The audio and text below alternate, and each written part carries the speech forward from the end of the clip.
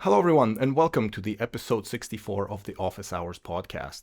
We'd like to welcome back Mo, and I don't know, what are we talking today? What are we talking about There- today? There's a lot to talk about, Yeah, nice. I think there's a lot of movement, but I would like to check on you first. How are you doing Uh, today? it's fairly uneventful, I think. It's pretty good. We've been having a spell of really nice weather. We Yeah, get like frost and sunshine pretty much every day, so it's kind of that must be nice nice. compared to the Yeah, but depressing rain. it must be nice.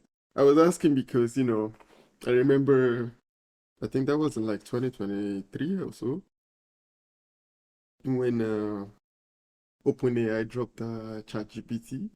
You remember, right? And then we had a talk about it, and we made some jokes about how like it's coming to take our jobs or stuff like you know. But and then I think it was this week or so. Have you heard about Yeah, DeepSeek? yeah. DeepSeek? If you're talking about the Chinese model, I heard about it. Have you seen it? No, I haven't seen Tried it it? yet. I only heard about it like a couple of days ago, so I haven't had a time to check. But I watched some videos about it. I was like, if I bring this to Vasili, it's gonna really freak out. they're really coming for they're really coming for a job. So I want to check with you. How you feeling about it? What do you think is happening here? well, somebody analyzed it that, you know, in the constraints that China was put under in terms of compute, because I think they Hmm. having like hard time procuring chips, like GPU chips that most of the AI gets trained on. Apparently, they found some novel way of training and running these models on like consumer grade hardware. So instead of, buying 10,000 GPUs and putting them in a massive data center, they can do it with considerably less hardware, um, which opens it up quite a bit. And they released it as an open source model. If you've Hmm. seen Nvidia stock is like it dropped like Hmm. 3% in one day because of this, because people like, well, if we don't have to have so many GPUs, maybe Nvidia hype is not as strong as we thought it's going to be. So, people say it's better than the commercial OpenAI offering. And since I haven't used either, I don't know, but that's what people are saying. But that's about the extent of my knowledge about it. So I'd be interested to hear what you have to say about this. Well, first of all, did you know it is open source? Yes, yes. And I know how you feel about open source. What do you think is going to be like, the general perception of it being open source as well? Well, they say again, I don't know the extent of it. It's like they say it's open source, but do they provide the entire training corpus that they've used and like the biasing parameters and all of the things that they're preventing it from saying? Like if you ask it about certain events in Chinese history, it will basically refuse to tell you. So I don't, I cannot say for sure, but at least like the concept of it being open source kind of gives it some level of how do you say that? Like you're not, it takes away legitimacy. some type of some worries, you know? Hmm. Because like I remember like in the beginning, I was a bit like I wasn't afraid of it. It's just Mm-hmm. that I don't want it to know too much about me. You understand? Like you don't want to say too much about. I don't know. Maybe it's just um maybe it was just wrong to feel like this, but I was feeling like if you have too much data about this, I fear that at some point this company can have the autonomy to sell what they have about you to other people. Google is already doing it. Well, Like, like yeah, you're so worrying about some AI companies selling your data where all the non-AI companies have been doing it for like the last 20 years. yeah. So that ship has sailed. So But if you get too comfortable, I feel like people who actually use the law, like they probably might use it to the point that you actually have things going on that those models might actually know about you even more than Google. I don't know. Maybe it's wrong. Maybe Google knows everything because they are everywhere, in all places. And it got me thinking also about, with all this like inventions, got me wondering like what happens to IoT? Like I feel like there has not been anything groundbreaking from IoT Yeah, since we started talking about I think AI. IoT. I mean, yeah, like it's kind of funny. Like some years ago, IoT was like hype. Oh, IoT, we're gonna have IoT. Mm-hmm. Mm-hmm. We're gonna have 5G and we're gonna have IPv6, and there's gonna be more devices on the internet that there are people in the world, yada yada yada. And then, as most hype things, some of it remained, but most of it, I think, kind of whatever. I mean, there's definitely more happening in terms of like home automation and like all these other things like smart homes, which can, I guess, be considered IoT. But from my personal perspective, I prefer to contain them as much within my local network as possible. Like hell, Mm-hmm. I'm going my light bulb's access to the internet. Like there's just no way in No, hell. you Why? don't want Why? to say Alexa, turn off the lights? Well, I can say Casa turn on the lights or whatever open source voice activated thing I can run locally. I don't have to expose them to the internet for that, you know. So yeah, I think as far as IoT, I think What is there's Casa? it's like Sorry. it's Home Assistant's voice assistant thing. I think that they use that for a keyword, but they also allow you to train whatever activation keyword you want to use. So, Okay. there's like for Iron Man fans out there, you can say hello Jarvis. Like Oh yeah, so, Jarvis. you Yeah. know, Okay. Fair enough. basically, I think I would probably go with I don't know if you watched the cartoon Dexter's Laboratory back when you were younger, but he A just little called bit. his computer computer, and that's good enough. Yeah, I'll probably put a computer. It's a very, you know what? I like this idea, computer. Yeah, But I mean, but if you get like to call your computer a so. name, what would you call it? I was just thinking that like if your activation phrase is OK computer, will it have problems playing that? What's the band? Was it Coldplay? They had an album called OK Computer as well. So if you Really? say OK See, it's Computer, good play idea. album OK Computer, like how is that gonna go? You see, it's good idea then. Because I'm thinking now, like, I feel like if you want to name your computer, what would you even name it? Like, what would you call your computer? Just out of curiosity. Like your Um, personal computer. I usually call my machines based off of like periodic table. I don't Oh, even know what this one is called, to be honest with you. I think it's that's called interesting. I think it's called Aurum for gold, and it's not even its own name. Like, as I used to have a laptop, like an MSI laptop that was like in gold color, so I called it Aurum. But since I've migrated from it, I decided not to change the name because it's hard to find. It's hard to find like good ones in the periodic table that are like more aesthetic than others. Why So, not anything else? Like, I mean, because of the colors, I guess. Like, that's interesting. How did you come about this idea? Like periodic table. well, That's it's just it's not like random at all, no? it's not well. It doesn't have to be random, but it's like if you have multiple machines and you need to name them all, you probably want some scheme. Like at a company that I worked at where they actually had like their own servers, they would name them after like Simpsons character names. So people like find different schemes to call their machines. I guess in the age of cloud where you Mm-hmm. have thousands of instances and the whole thing is like cattle not pets model where you don't care about any individual instance, you not name them. But like, if I have two or three machines or a server at home, I would probably name them. Periodic table. I think it's the periodic table that is interesting to me because, yeah, I guess you have a lot to choose from the periodic table Yeah. instead of just naming it like PC1, PC2, or something Yeah, like. yeah, pretty much. Have you seen Have you seen The Umbrella? The It's a show show. I've Yeah, The Umbrella. seen I think first season was decent, second one was okay, and then as most shows it kind of like went downhill. Yeah, So I haven't seen any of yeah. the recent ones. Uh, I think I've seen the Ellen Page series. I haven't seen the Elliot Page series, and I don't really care for it. I just remember the show now because I said PC1, PC2, and like you know how they are named number one, number two, like Oh yeah, the name of something the like that. children. Yeah, yeah, yeah. Yeah. I mean, Wait, anyway, is that Umbrella thing or is that Stranger Things you're talking about? I'm the umbrella for sure. Because in Stranger Things, the main character is named 11, and because they were all numbered as well. No, in the umbrella for sure. Like the number one is the big guy, Okay, okay. and then number two. I think number two was the one that talks to the ghost or something like this. And there's number Klaus or five, the whatever his baker. name was. Yeah, yeah, yeah, that guy.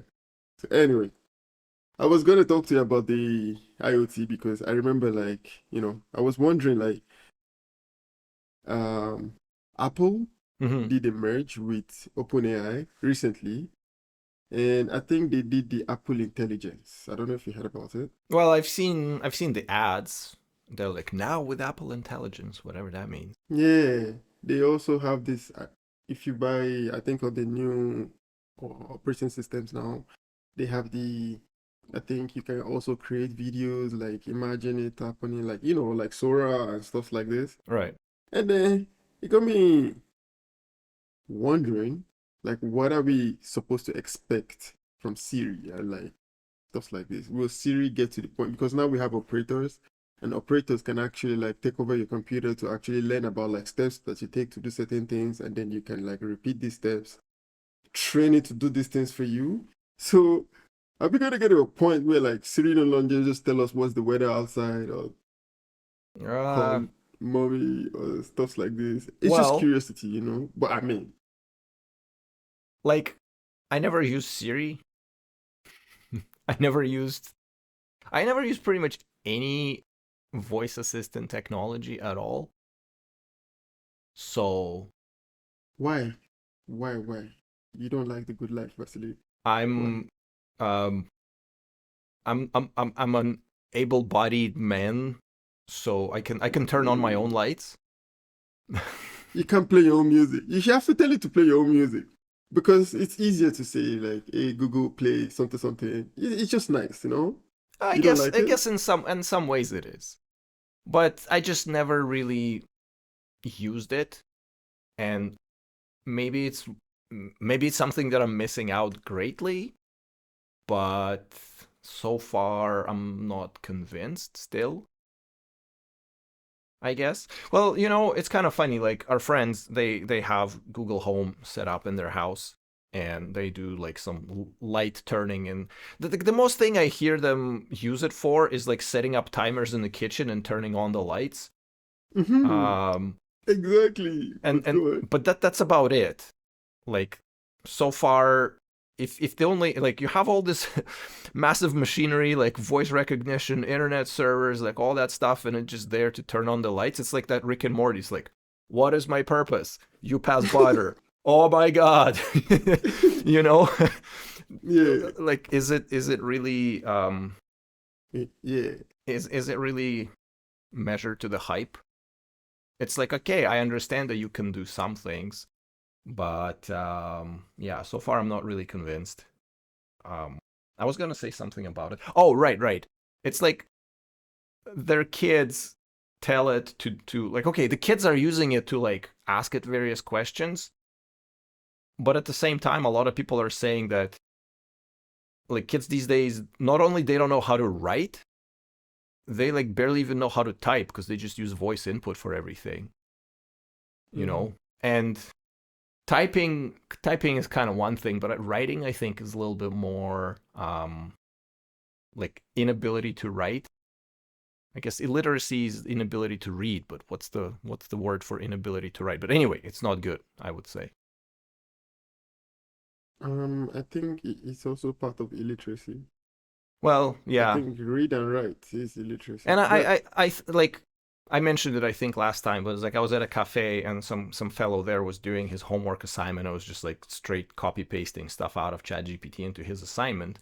And I always use the analogy with muscles. It's like if you stop using a muscle, it starts atrophying, and you don't want your brain to start atrophying, at least in some aspects of its function.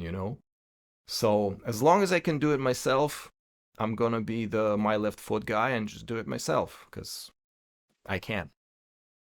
you know what? I agree with you, but I saw a video, I saw a picture today, and it might affect my stance on this a bit differently.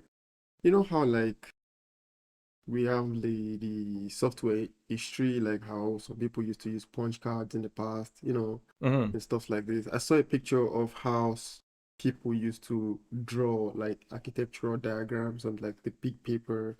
I think it was before AutoCAD. Yeah, AutoCAD. Yeah, it's auto. That's the software, right? yeah. So it's like really big and like they have like big tables and all these kind of things. Hmm. And it got me thinking, like, you know what? We've come so far, and some things that used to take all this effort no longer takes this much effort. And I think this is just like um innovation. And even when it comes to like calculating mathematics, we had like abacus, we had like calculators, and the calculators got smarter. And now most people, I mean, except like you're in school and you want to learn arithmetic and you really want to learn how to do it, but I don't think if you have to multiply certain numbers now, you would stand and bring out a pen and a paper to do the multiplication on your, or you would just probably use your phone to do it straight away and get through the day. So now I'm Right. thinking like, I think we are getting to a point where some things that used to be like a big um exercise is starting to feel a bit less of it because we have some innovations now that are making it like this. For Hmm. example, writing, creating a website was a big deal. It used to be like a very big work to do.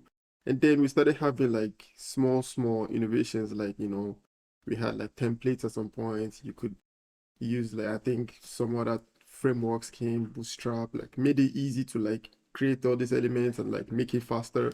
And now, I mean, now we have tools that can actually create a whole website in one command, you know? And to me, I'm starting to feel like we're getting to that point, but we also need to accept that we're getting to that point, you know?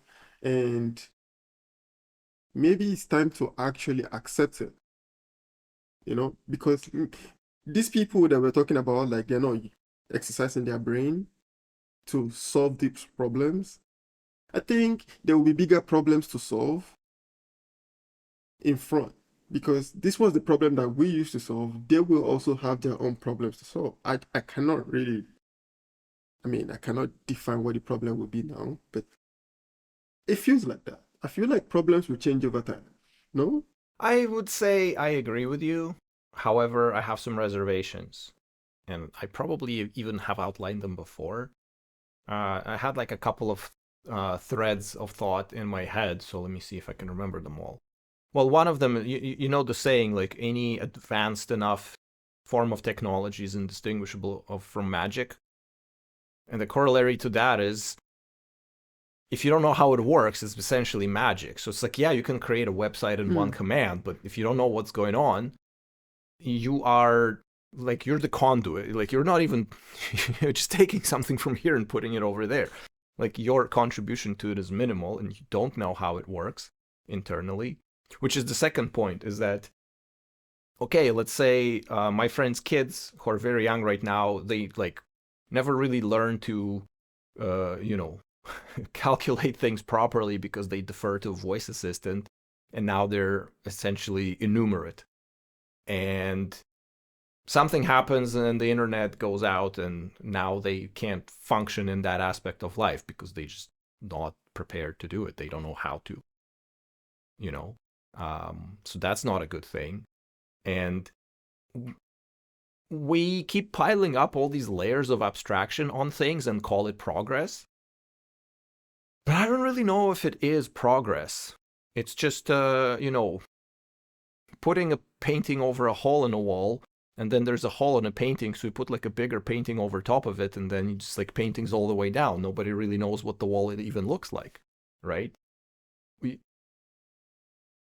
I don't know. I often think like I constantly have this idea that like if we experience some kind of cataclysmic event, do we have the custodial chain of expertise to bring it all back.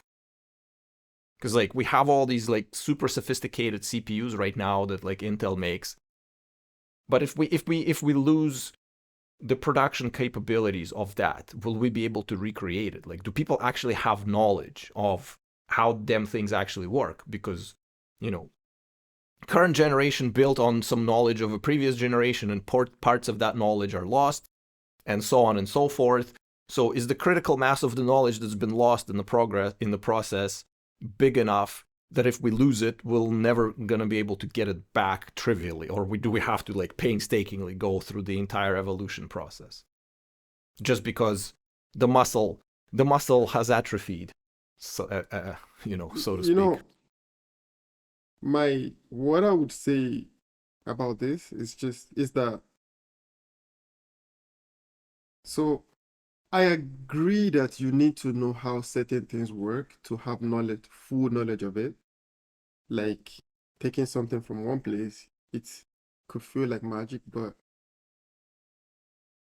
I think we are there right now. Like even right now, I feel like if we put in like, say, the people who were in your set, like when you started out your career, I think would think of web development differently to people, to some of the people in my set, even including myself, because right now, I think maybe before now, you would do most of what we do now with like frameworks, or like, you would have to do most of these things from scratch. Mm-hmm. And we don't have to do it. I keep telling, sometimes I keep explaining to you, like, I know some people who probably may not be able to explain um how the code is actually being compiled. Like if you're trying, Right. some of us who do, But maybe because we learned it in class or something like this, we learned it in school, we had the opportunity to but the, see but some they of these things. they live life on a happy path. It's like everything's been working so far and hasn't broken, so I don't have to concern myself with these things. But like, what happens That when stuff breaks? Then nobody knows this is anything. this is what I'm trying to explain, right? Like, because of the trajectory of the innovation so far, I feel like we have passed some levels of having some kind of um breakage. I don't think, I mean, we never can tell, right? We could have something like the way we had COVID, or like the whole stuff. So you never can tell what can happen in the world for sure. But I feel like we have gotten to a certain level of technology that we cannot have these things. This thing cannot just collapse. Like, I don't think so. I feel like it will take something very, very serious to make it that way. And even at that point, I think, um, yeah, humans have always found a way to adapt, Right, to but figure it out. you know, the catastrophic failures, you know, they tend to happen very, very gradually and then all at once, right? And if you How do you think it study, will happen? huh? Like, how do you see it right now? Like, Well, I if, don't know. let's see. I don't know. Have you seen the series Chernobyl? I've heard about it. No, Okay, I have heard about it. Maybe I've seen some part of it. so Chernobyl. it's like about the explosion of nuclear reactor in Ukraine, right? Where I must have heard about it. it was a cascading failure, meaning that like it's like dominoes falling. One thing caused another thing to fail, which exposed it, like, or put some undue stresses on stuff that was not prepared for it, and that breaking put more stresses on another thing, and then it just explodes catastrophically. Even though each individual piece within that system supposedly is capable of handling the load, but like, you know, it's almost like Jenga tower. You can kick out those tiny little blocks out of it for so long before the whole thing collapses, right? Because it just becomes too unstable. I don't know if that's a perfect analogy. I think it's a little bit different in terms of analogies. But, you know, or if you read about some there's like some blackouts in US and Canada some years back where, you know, some reporting system was not reporting on the power consumption of certain substation, and because of that, some power got rerouted, and eventually through like a chain of cascading failures, like a massive swath of United States was left without power for like 2 days. Even though, again, if you look at every individual piece in the system, it's like this operates within regular parameters, so it must be fine. And they think like, oh, if this one piece goes away, we have other redundancies to compensate for it. But as with it happens with any complex system, you know, you take one peg out of it, put stresses elsewhere, whole thing starts falling apart in various interesting creative ways. And you can't really anticipate how it's going to play out. So to say, and in fact, even saying that, oh, it's so complex, there's no way it's going to fail, I think it's completely counterintuitive, because the more complex things are, the easier it is for them to fail, because there's just too many moving parts. But I mean, from where I'm sitting right now, I feel like something, I know like it can happen, like you can have a situation like this, but I don't see, because a lot of, you know, it's not just in software development that's going to have a problem. Let's say if the internet of the world breaks right now, like the whole internet breaks. I don't even think it would have to break, but you know, more and more the governments, like in the 90s and the 80s, the concept of the internet was like a global planetary network that is like super open and anybody can exchange information with anybody. Today, that's no longer the case for a great many countries. Everything is on it. Huh? Everything is on the internet.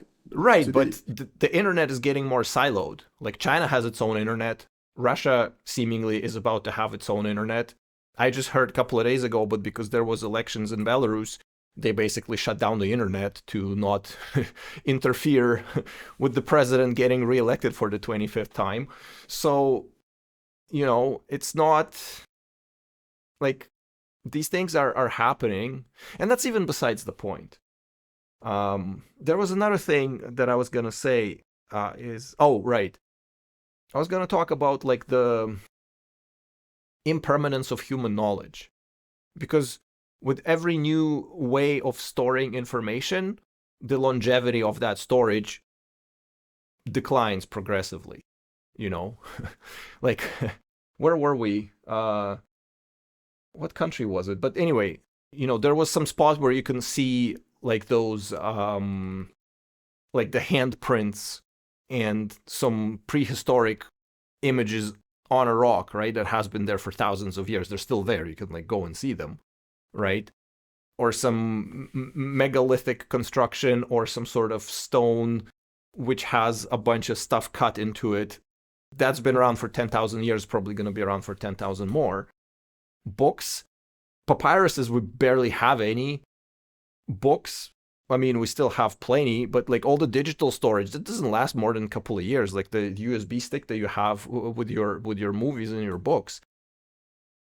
Like that is not going to have a lifetime or of over like 10 years. It's just going to degrade and lose the information on it.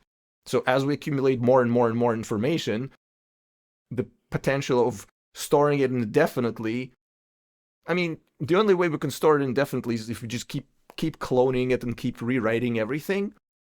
But a lot of it kind of gets lost by the wayside. So, you know, a bunch of the knowledge that we've accumulated is already being lost as we speak today. Hold on, I think you lost me a little bit. So you're saying that if we keep finding new ways to store data, like we will be losing data. This is what you're trying to say. Not necessarily like that. It's just that, well, first of all, we produce more data than ever before. Like this has basically been like an exponential explosion in terms of just the sheer volume of stuff that we produce. When it comes to its value, the jury's still out. I think most of it is whatever. If we lose that, no one's going to really, you know, the humanity as a whole is not going to suffer for losing some pieces of things that people produce these days. But at the same time, there's less guarantees that critical knowledge will be retained for long enough. And especially now... This critical knowledge is like knowledge, personal knowledge, like well, in human form. You know, like we used to have oral, before writing systems, we used to have oral tradition. Like if you have some sort of critical knowledge that is life or death for your people, you pass it on orally from person to person. You retell them the story and make them memorize it verbatim, and then they retell it to their descendants and so on and so forth. And so people had to retain that knowledge in their head in order to keep it around through time, right, and pass it along. When books came about, the necessity to memorize things kind of shifted because, like, well, hey, the book is there. I can just always read it, right? And now with the internet, you no longer even have to remember the information. You just have to kind of understand that the information vaguely exists, and you can query the internet and it will kind of give you a pointer of how to get there. And that's even without thinking about things like censorship and, all of these things that could like make that information different from what you've originally seen, right? Like the movie re-edits or books being rewritten without your knowledge, because like you no longer know the original text of the book. You just say, oh, I want to read, I don't know, 1984 by George Orwell, and then you get a copy of it and it says, oh yeah, communism is totally great, everybody should do communism. You're like, oh, okay, I guess George Orwell, has something to say about that, because you don't know, right? Only if you read the original some time ago and remember it, you'll be able to look at this and say, hey, this is different from what it's supposed to be, right? So even besides that. And now with AI, it's like yet another step further down away from that. And so even though we produce more and more information and potentially more and more knowledge, it kind of gets more and more precarious with every day, I would say. I don't know. It's just my personal opinion, but I don't know. Yeah, but if some archivist or librarian has another point on how that goes, I'd be happy to hear that. Yeah, but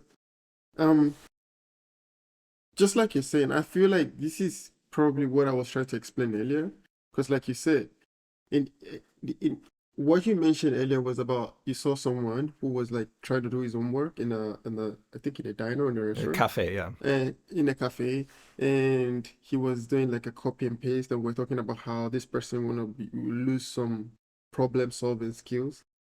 Well, the knowledge, and not only they lose the problem solving skills and the knowledge, but they also gain credentials that prove in theory that they have those skills and that knowledge, right? That's not good either. But this is what I so just now you mentioned how like we went from oral knowledge transfer, and which will require you to have a certain level of ability to remember things, good memory, to be able to remember this knowledge for a long period of time without mixing it up with something. But I would say the causality is inverted. People had good memory because they had to memorize all of this stuff. And we have bad memory because we don't have to memorize all of that stuff. Exactly. But would you say we're smarter now than we were at that time? I don't think we're smarter now necessarily. I think we have more tools like logical thinking and inductive reasoning and all of these different things. Like we have the tools to arrive at more correct things faster, provided you do everything right. But in terms of like general intelligence, I don't know.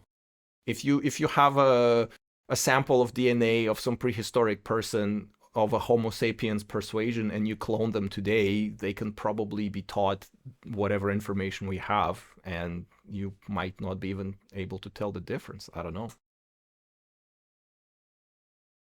Especially if you pick somebody in the pre-agrarian stuff, because there was a distinct brain shrinkage once we went from hunting megafauna to, growing crops and eating plants. I would like to believe that we're smarter now, because we have, if you actually put side by side the innovations that we have now compared to these times that you were talking about. Right, but you have access to these inventions and innovations, but that doesn't make you personally or me personally smarter than somebody from 300 years ago because we have access to the technologies, right? Like I did not invent the internet and neither did you. So saying, oh, we have internet, therefore we're smarter than those guys, it's like a very massive generalization. The reason why I would say this, and I would also agree that maybe we're not, but I would really tend towards saying that we are, is because um, we have access to more knowledge. We have In access to those more times, facts, I'd say, and we have information. Yeah. access to Yeah. more knowledge. So like I don't have to memorize it. I know where to find it, whatever I'm looking for.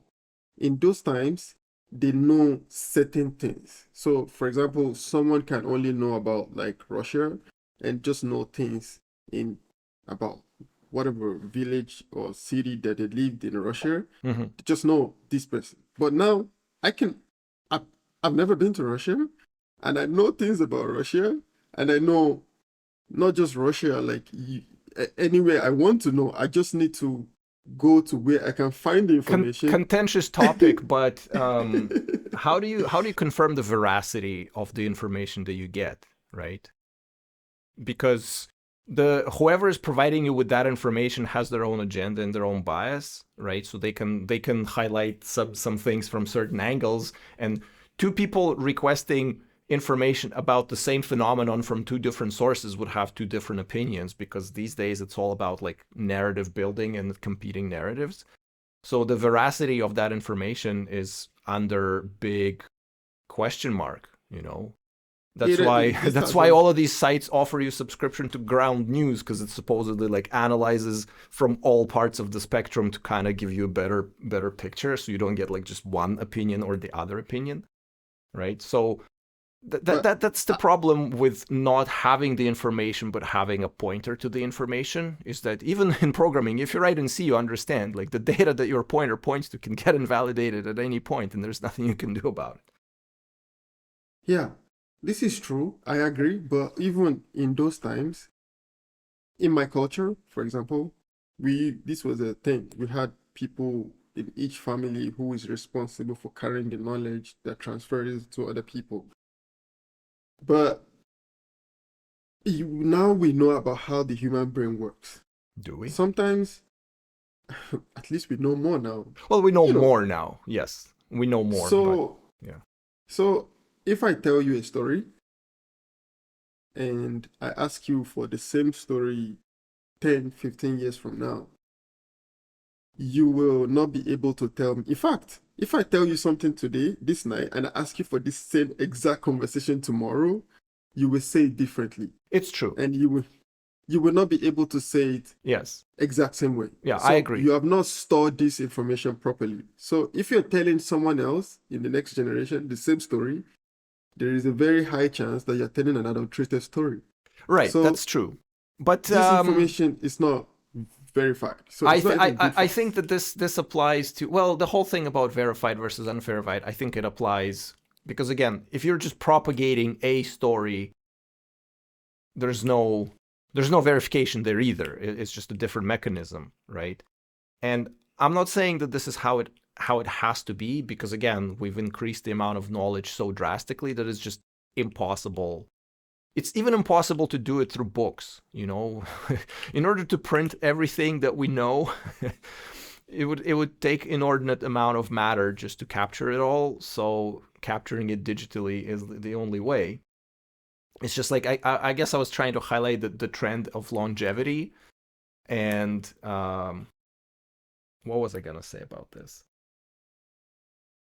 I think that when people operate in a state of informational vacuum, to the degree, okay, like I'm saying, like people to a couple of 100 years ago compared to today, compared to what we have right now, they lived in informational vacuum. They barely had any new information coming in. It's all just like local gossip with occasional news from faraway lands who everybody like doesn't really care about because it has no bearing on their existence, right? Mhm. And if you have literally no information coming in, it probably would be pretty easy and even compelling to learn some massive chunk of something into your head, because it's just like something to do, right? I imagine that if you give somebody from 300 years TikTok, they would not remember shit the same way we can't remember anything right now, because it's just like a total state of information overload 24/7, right? So like it's a sign of the times. I'm not I'm not begrudging anyone the fact that we no longer orally transfer knowledge around, right? And Mm-hmm. we're too lazy to memorize things. This is just the reality. But the trend is there. And, I think I might have also highlighted this example before, but they like recently rediscovered the technology for like Roman concrete, which has been lost for hundreds of years. But, okay, we like rediscovered one ancient technology that is pretty neat, but like how much of technology of today we are losing in between like the generations of people, of like engineers, that is potentially never going to be recovered again. You know, I see this thing, but we could. So the solution I see for this is I what I think you are not really in total support of. So for example, um this ancient history, for example, there are like some ancient medicine that we have today, not because someone told this story, like this information verbally, but because they were written somewhere and they were transferred, like because they were stored somewhere as data like that we can now have access to. And then because we have access to this place, this information stored somewhere, then we can have it forever. And I feel like these kind of things makes us in this generation smarter. And but this is what I would say, yeah, to where I actually like I'm on the fence is because I feel like if you're really comparing intelligence totally, I would say there is a chance that I mean there could be an argument to say like before people were had more intelligence because they had to find the solution themselves, you know? Like right now, if you have a problem, you will probably look for how other people solve this problem Yeah, you can to use outsource it. their their knowledge to solve your problem. But during those times, they had to figure out how to cook their meat. You know, like they had to learn how to create fire. They had to learn. I mean, they had to. I'm just going so far. Shit, some people don't know how to cook their meat today. They're like so far removed from reality through the modern splendor that they have know nothing about anything when it comes to actual survival, right? So yeah, they had to learn all these things themselves. So like, I feel like when faced with this problem, there was no template, there was no example, there was Right. no nothing. They had to solve it themselves. So I would Well, say, I mean, in that that's context, I maybe. I think that the problems that they were solving at the time, like, you know, what is Bible if not a document that outlines an entire class of various problems and solutions for those problems? In terms of Nah, interpersonal relationships and all these other things, right? These are the problems, and this is how some yeah, people but solve them that, it's a proven to work in this context. And here, there you go, use it, solve those problems in it's a the same different way, and you're context. going to be successful. No, it's exactly the same, in my opinion. Well, I don't think it is, but again, like this is, Like, I a think problem is a maybe problem besides being technological or interpersonal. There are solutions to some things that can be captured and translated and transferred between people, right? So I agree. This for the Bible, like for sure, it is what you as you just described. It is true, but I'm talking in terms of like, say for example, the Roman concrete. concrete. Yeah. No one really. They did not. I don't think they had like some um chat GPT to teach them how to make these things the way No, they no, did but their structure. the So like, knowledge has, it's not like every person had to discover everything in a vacuum. Like, the still information still proliferated. It took longer and it was more arduous and more difficult, but it still happened. So the one thing that I want to kind of go back to a little bit is, like, you say, oh, mhm. now because we have access to more information, we're smarter. Maybe not. But at the same time, we were in Mexico last May, and we went to the pyramids at Chichen Itza, right? Like, that was built by some ancient South American civilization. And I learned recently that at a certain day of the year, the sunlight hits it at such an angle that parts of the architecture form basically this image of a giant snake. And it only happens on that specific year because that solar calendar has significance in their religious practices. So they have to be quite adept at astronomy, trigonometry, math, like architecture and engineering and all those things to make it happen. So we can't just say, oh yeah, well, they just pile a bunch of rocks on top of one another. Like anyone can do that anytime. It's like, no, there was a lot of sophistication and planning and careful consideration and design and all those things that went into it, right? In fact, like we barely built anything that has these properties today. Like, in fact, probably none of it is built today that would align itself to some celestial significance, right? It's just not a thing anymore. Even though we have like super precise GPS and satellites and atomic clocks and all these things, like we can make it even more perfect than they did, and we choose not to. So, and the other thing I forgot about while I was talking about this, so yeah. Anyway, I feel like we digressed a lot from what we're actually talking about, which I enjoyed it. But if we have to really back a little bit to actually go back to what we're talking, I would like to ask you, because for me, like you say, we have a lot of information now, and I still want to believe that, yeah, there is a strong argument to say like we are. I think saying smarter might be like selling it, but we have access to much more information now, and we can do more things because of this.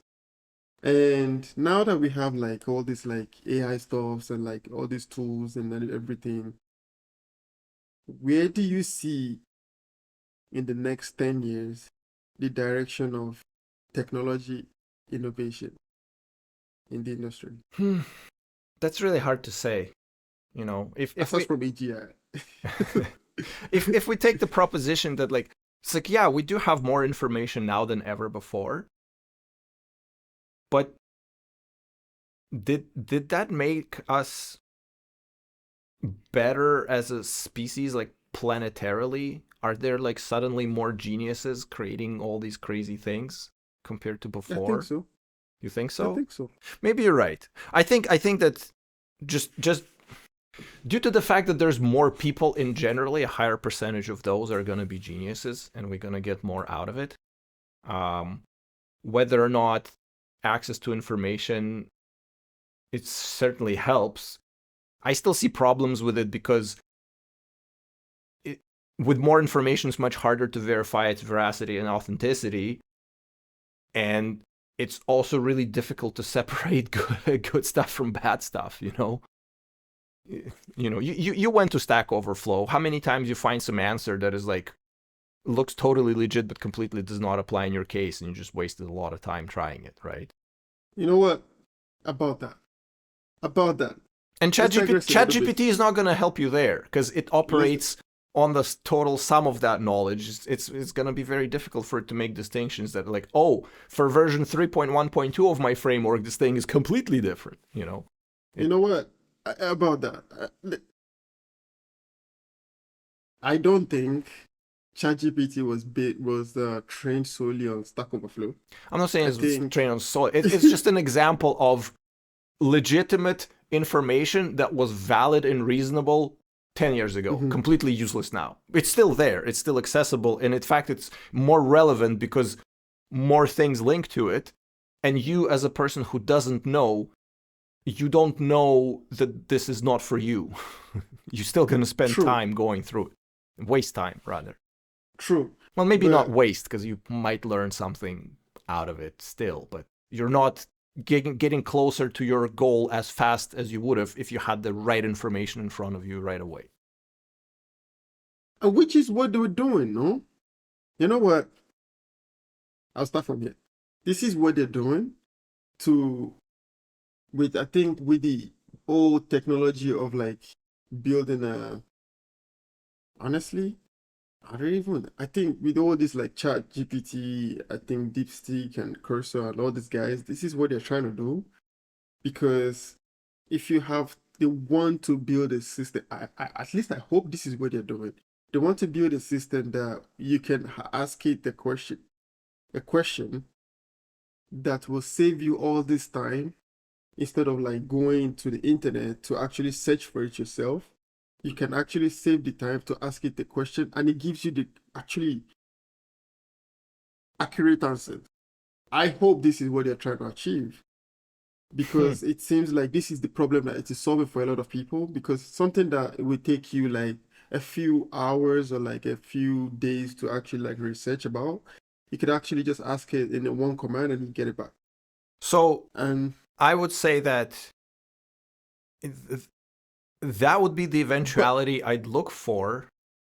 mhm, But I think right now it's, whereas before, let's say you're acquiring a skill. Let's say you're learning, I don't know, masonry. You're learning how to like lay bricks and build buildings out of stone. mhm, And you're an apprentice for some master. And whenever you ask him things, he's gonna give you the correct information like 99.9% of the time, because he had to like sweat to get that information. He's not gonna just feed you bullshit. Well, they might if they want to troll you as a newbie, but overall you're gonna get very high quality information. But with ChatGPT, your master is unreliable narrator. You cannot trust them 99.99%. They're gonna give you bullshit every once in a while, and you never know. So that's my but problem. That has been my problem and remains my problem with it. And I don't know if it's even possible to solve it, because unless it has general reasoning where it can actually make deliberations about what is right and what is wrong instead of just hallucinating something plausible, that's never really going to go away. you know what? I use ChatGPT and I've tried a few AI tools just like on my projects on my own PC.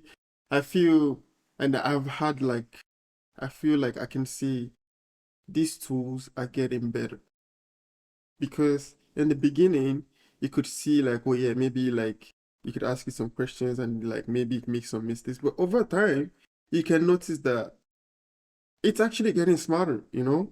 But this is not what I was trying to stop at. This is not where I was trying to stop at. Mm. Recently, um, there was an interview. Mark Zuckerberg was talking about how it took away like the old um, what's that word called on Twitter now? You know how like people can verify. Oh, you mean community notes versus fact Yeah, checking? community note. Yeah. It took it out. I think it was saying like they took this out of the Meta product, Yeah. and but we still have it on X, right? And now I remember like you mentioned something about how like you could go on Stack Overflow and then you find an answer there that may not actually solve your problem. But the thing with this is that it's like there you can have conversations over it. Like even if the answer you find may not even be true. And I think at this point it it kind of builds like a community of people who are actually like trying to share knowledge in a way. So I feel like at some point, even though you don't find it right, may not find the answer that solves your problem, but at least you're still solving your problem in a way. I would But it concede that point if ChatGPT was like some singular entity that everybody talks to and their conversations hone it and make it better. But everyone's conversation is in a vacuum. It does not relate to anybody else's conversation in any way. So anything you arrive by the end, when you close that window, that's gone. That has no bearing on the rest of the world, right? So, like, on ChatGPT, you mean? yeah, yeah. No, I don't think so. I I feel like think I so. don't I know. think I think they have to make it like that, because otherwise, our friends from 4chan are gonna do what they do and turn it into some, horrible far right, racist, bigoted monster in like a matter of 3 days by feeding it all sorts of interesting information. Like they have to zap its memory every time you stop talking to it to keep it sane, effectively. Actually, I think it saves conversation. So No, you it can saves the see if conversation, but effectively, if you restart it, it just will replay the context, so you arrive vaguely at the same point. But your actions and what you told it had not made any impact on the thing as a whole. It's just within that little bubble you created for that conversation, it has this particular context. The rest of the world does not see it, as far as I understand, at least. So you can't make ChatGPT better for everybody. You can just kind of finagle it to give you something reasonable for your particular thing for that particular instance. But they have new features. I don't know, like they've had this feature for some time now. Like they have like GPTs for different purposes. So like they have GPT for So it's basically saying it resume. like it's delegating for things it's uncertain. It's delegating to other systems. So kinda, but in a way, like you have like GPT for mathematics, for example. Right. Let's say you have it, and you create this. You can make it public. So as I'm querying it, and it is learning to solve my problem, it is other people also query it, and like it's solving their problem. So it's learning everybody's problems. It's not And learning getting though. Those models only learn during the training process. Once the model is complete, it doesn't learn anything else. That's how these things work. Like you train it, and then you have a model, and then that model is infinitely elastic. Any sort of impression you leave on it, it bounces right back. Like you cannot scratch your name into it. It's never gonna happen. So I'm almost like 90% sure that it learns though. Because if I say, for example, if I'm building, I have a GPT that on my computer that I have trained to write code have you a trained it certain though? way. I told it, you know You what? gave it Let me use the, examples of the code you've I written. gave it, yeah, something like this. Right, Like, but and like then when, like so you when it incorporated writes, some data set that the model has access to, but you haven't touched the model itself. yeah. So I would say like this. So maybe using the word trained it is a different Yeah, I don't thing. think So it's let's correct just in say, this instance. so I think you can tell it like, oh yeah, this is how you want to write. This is how I like to write. These are the kind of things I use. Like this, like even when it comes to like writing in general, like you can like give it examples, like you said, like examples of how you like to work. So Mm-hmm. it can learn about this kind of things. This is what I'm trying to explain with the GPT thing. So like you have GPT for even finance. Would you believe it? Like we No, have no. I GPT mean, for finance. yeah. You know how they say that the mistakes in Excel spreadsheets are probably costing global economy trillions of dollars because nobody really Mhm, knows where they are and how to trace them and what to do about it. And mhm. if we're gonna run our finance through ChatGPT that can hallucinate, it's like, oh, no, please, no. No, I mean that may be risky, That but would be I mean, that would be the video from The Office. Like, no, God, please, no. no, please. I like that guy. I Yeah. wonder. He hasn't made. I mean, has he So, actually done any other series? That since The guy. Office, I'm not sure. Well, probably has. Like, I mean, Steve Carell is a fairly prolific actor. So, Anyway, yeah, you were going to say something. Sorry. yeah, I was gonna say something. I think that you potentially can bias your instance of your local GPT by the documents that you incorporate in its base context. And even then, you know, a lot of these models, like the amount of context they have is limited, right? Like, effectively, when you feed it your code, what it does is before you, like, if you open a new conversation with the bot and say, hey, help me solve this problem, prior to that, you just say, hey, look at this thing I wrote, and look at that thing I wrote, and look at that thing I wrote, and it just puts it all into its context, and then you have like a little room where you can actually ask it the questions. But the more stuff you say, like, that context keeps like sliding down, and older stuff gets expunged because that's just how these models work. They have like limited amount of stuff in there. So the only way we can do that, if we try to make those contexts like much bigger compared to today, then maybe you can like feed it enough information to actually like make some significant impact. And even then, you know, it's still not gonna share the benefits of that with the rest of the world, unless everybody decides to like give access to their private stuff to train the base model, and then they will have it incorporated into itself during like the proper training process.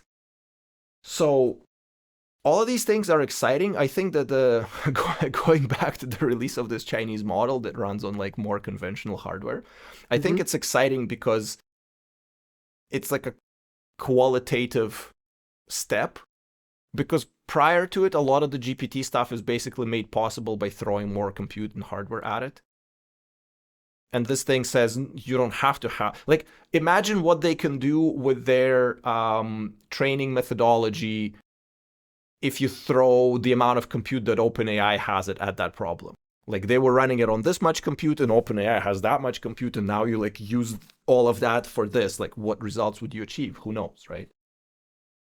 So that is kind of exciting in a way. Personally, I'm excited about it because I think it's about time we actually have people challenge OpenAI. I'm a big fan of Sam. Or let me say I'm a fan. Not big. Take the big. Relax. But I'm a fan. Because I like the tool. And I like how they have managed themselves, like the whole drama, the whole debacle over time. But I feel like it's time for them to actually have a real competition. Google could not compete. Microsoft could not compete. They have to become allies, you know, with Copilot and all, and also like the whole like integration in with Visual Studio. Today, I downloaded Cursor, so I want to see how this works. Hopefully, I will have some reviews for you. And but I think it's about time we have like real competition for them. So I think now with DeepSeek, I think it will challenge them to actually, because I feel like they probably have more things to give out and they just keep dropping it like, oh, we are giving it to you to expecting a reaction, like you're doing people a favor by giving them these tools. But well, if you have it, just put it out. Like, why are you dropping it? Like, you know what's funny about this model, at least from the information that I've heard so far online, is that it's been developed by a hedge fund as like a not even their primary purpose project. It was just something they kind of did for, I don't know if it's like for shits and giggles or for whatever, but it's the company that produced it is not in business of producing AI models. They just happen to build one. And it's like, DeepSeek, huh? Yeah, I think that they're a hedge fund. They're doing like I think quantitative analysis, like they're doing like that weird quant math that those hedgies do, If you think about Christian Bale's character in that movie about the financial crisis, or whatever. But beside the point, like we have OpenAI with their billions of dollars of funding and all these other behemoths like Microsoft, Google, they have like literally infinite money. And then these guys come in and it's like, we just worked it out in like no time compared to you guys. And I think that just says that like all these massive bureaucracies are, I don't know if they're really capable. Like they kind of brute force a lot of things. Like the tiny thing gets designed by like a tiny core of enthusiasts who like have this great idea. And then bureaucracy grows around it, and then they just brute force it by just throwing more money or more hardware or more whatever at it. So it limits the potential for the results. Because again, in order to have a qualitative change, you have to do things differently. And I feel like a lot of these huge companies, they don't know how to do things differently. They just know how to do more of the same with more resources, but that's not what gets you further along. So yeah.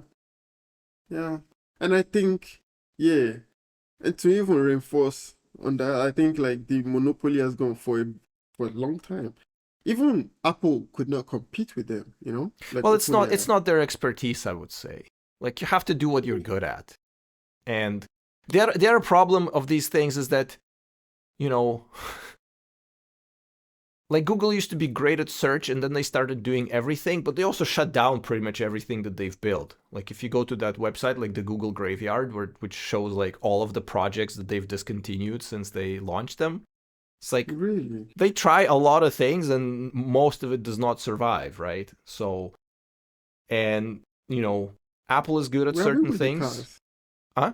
Where are they with the self-driving cars now? Uh, well, if you talk to George Hotz of AI, he basically says that you can just pay him $1,000 and have a self-driving car. If you talk to everybody else, they will give you some vague whatevers and like, who knows. But again, it's like IoT. 5 years ago, I was like, oh my God, self-driving cars for everyone tomorrow. Where are they? Well, who knows? We spent so many $billion. Like GM shut theirs down, as did probably others. So I don't know. I don't I know. mean, We've been promised flying cars by now. Where are they? Nowhere to be found. It's you see, 2025. We were you promised like see, flying cars by 2010s, or not even, if not earlier. true, but the one that actually bothers me is Google's, because I feel like by now we should actually have them on the road, and I think they had it somewhere. And also Tesla came with all like their own car, like it was supposed to be a self-driving car, but I don't think anyone is gonna really sleep in their Tesla and like let it drive you. Like I think you There have was guy to open sleeping your in eyes. his Tesla. He got arrested. I wouldn't really suggest it. And then I and don't then think. and then you know what he said. I don't know if it was the same guy, but the guy who was arrested for like sleeping in a self-driving car as the car was driving, his defense was that it was the brand new car and the new car smell relaxed him so much that he fell asleep. That was his defense in court. Did they win? Did they win though? I hope he did not, because that's the most ridiculous stuff I heard in a while. Imagine if you had won. That No, would have been so I cool. hope not. I hope they thrown a book at That him. would be cool though. Think about it. That would be a very good excuse. You could sleep in your new car. Well, we're not there yet. I mean, anyway, If you you know want what, to, Vasili? the people, like all the tech billionaires who have the dream of sleeping in their car, I don't think they're going to achieve it because they have chauffeurs and they already can sleep in a car, so they don't have to work as hard for it. I wonder if, Because their chauffeur just drives them everywhere. They could literally just straight up sleep in their car and not having to think about it. So, I wonder if Elon sleeps in his own Tesla. He should have the best version of the car. I hope his own car is smart enough to know the roads very well. yeah. Yeah, that's No? like, it's I don't like know. when they invented Just- like the high altitude elevators, I think with like the advent of like electrical motors. Or no, sorry, was it, which company was it? There's not too many elevator companies. I don't remember a specific one, but when they invented the brakes, the emergency brakes. ADD, maybe? Energo? No. It No? was like Cone or one of these companies that build elevators, Cool, like yeah. Krupp, ThyssenKrupp or something like whatever. They were doing a fair demonstration where they would like erect an elevator at the fair, and the president of the company would be. It was like just basically like a box, like no wall, so you can see through it. Mm-hmm. And the president would be in it at the top, and one of his associates would like grab an axe and like cut the main cable. And then the thing would fall and the brakes would arrest it, and that's how he was proving that it's safe to use for everybody. So he was What if he basically died? putting his money where his His mouth life on was. the. Yeah, he was Oh, putting his life on the line, and you could know. Or there's like a video of guys who are doing like bulletproofing of cars, and a guy's in the car and they just basically grab an AK and like mag dump into the window. Would It's you like, do this? As a CEO, would you let yourself be like this kind of scapegoat? well, I'm not a CEO. I don't have some life-threatening thing to sell. But if they were to do that, I would be more likely to buy their products because it's like, hey, well, he put his life on the line. I gotta respect that. I don't know. I don't know if I would do that because What, you don't as an trust the thing engineer, you've built? no, not that. But like there is, of course. For example, like in engineering, like you could have like you hope to achieve 100% accuracy, but most times the best you can actually achieve is probably like 99% safety at the end of the day. Yeah. And you see that last 1%, this is why I don't go on like You know, how do you call that thing? You know that the swing trains, like you go up and how do you call it? Like Oh, you like roller coasters? roller coasters. I really don't like roller coasters because like it could be broken, it could be really bad engineered, and you just die like that. Yeah. Well, And I mean, I would advise taking a statistics course just to kind of brush up on it in terms of probabilities and all that. well, this In is my order to own be worry. in order to be logically consistent, you must have never bought a lottery ticket in your life. I have not. Okay, good. Because I'd be surprised if you did. In terms of what you call it, the rides, the roller coaster Hmm. rides. You should watch a documentary called Class Action Park. It's hilarious. It is Oh, some rights. absolutely People actually hilarious. died. Wait, Um, I wouldn't say that, but maybe grievously injured would be a way of putting it. oh, you see? So I have a point then. You see, I have a point, Vasily. But well, you should watch the documentary. It's really funny. And if you're watching this, you Please, should where watch can I the find it? documentary too. Where can I find it? Where can I find it? Well, I sailed the high seas. It's a fairly small release. I don't think that you can obtain it trivially. But if you search for Class Action Park, you probably would find it. Okay, class action. I'm gonna check it out. Yeah. Because now you're fueling my worry. You're fueling my my paranoia right now. I mean, Class but action. that movie was really funny, and Okay, just it was good. It was good. I watched like some fantastic. short clip of it and was like, okay, I have to watch this. Okay. Yeah, I think with Yeah, that in mind, it's better that yeah, we wrap it up. yeah. Otherwise, It's been this really is good. gonna go Thank on you. forever. Yeah. Yeah. Thank you, Vasily. Thank you very much for your time. Thanks, Mo. I'm gonna have a hard time coming up with like all the different chapters for this episode because we just talked about so many different things. It So, was good. yeah, dear viewer, what do you think about all of those things? Let us know, and we'll see you in the next one sometime soon. Have a great week. Have a great day. Have a great day. Bye. Bye. Go away. Bye.